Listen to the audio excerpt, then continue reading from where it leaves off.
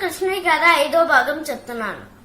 నందుడు అన్న యశోదాదేవి అక్కడి రాక్షసులందరికీ భయపడి బృందావనం అనే ఊరి దగ్గరికి వెళ్ళిపోతారు. అక్కడి పిల్లలందరూ కృష్ణుడికి త్వరగానే స్నేహితులు అయిపోతారు. ఇది విన్న కంసుడు బృందావనానికి వాక్సాసురుడు, బకాసురుడు అనే 2 రాక్షసుల్ని కృష్ణుడిని చంపడానికి పంపిస్తాడు. వాక్సాసురుడు ఒక కోడిగిద్ద రూపంలో మారి కృష్ణుడిని చంపడానికి చూస్తాడు.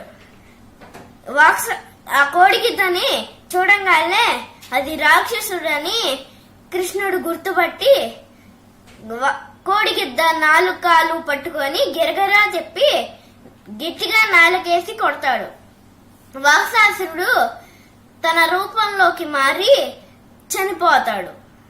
ఇది విన్న బకాసురుడు చాలా బాధపడి కృష్ణుడిని చంపడానికి సమయం కోసం చూస్తాడు. ఆ తర్వాత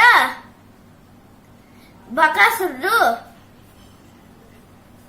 కృష్ణుడు ఆ నది దగ్గర ఆడుకోవడం చూసి ఒక కొంగ రూపంలో మారి అక్కడ కొంగ జపం చేస్తున్నట్టు నటిస్తాడు. కృష్ణుడు పూర్తిగా ఆటల్లో లీనమైపోయినప్పుడు బకాసురుడు గబిక్కిన కృష్ణుడిని మింగేస్తాడు.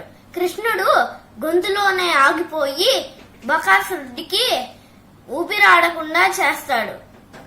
ఆ తర్వాత తన ముక్కు ద్వారా బయటకు వచ్చి కృష్ణుడు బకాసురుడి ముక్కుని చీల్చేస్తాడు. ఆ తర్వాత ఇది విన్న అగజాసురుడు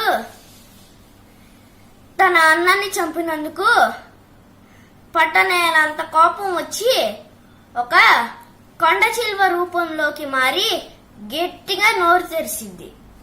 ఆ తర్వాత కృష్ణుడు అను వాళ్ళ స్నేహితులు ఆటలో ఆడుకుంటూ వెళ్ళి పొరపాటున అగజాసురుడి పెద్ద నోరులోకి వెళ్ళిపోతారు. ఆ తర్వాత ఆ కొండ చిల్వ నోరు మూసేసింది. అప్పుడు కృష్ణుడికి అది రాక్షసుడు అని అర్థమయ్యి ఆ పొట్టని చీల్చేసుకొని వాళ్ళ స్నేహితులతో సహా బయటికి వచ్చేస్తాడు. తర్వాత భాగం రేపు.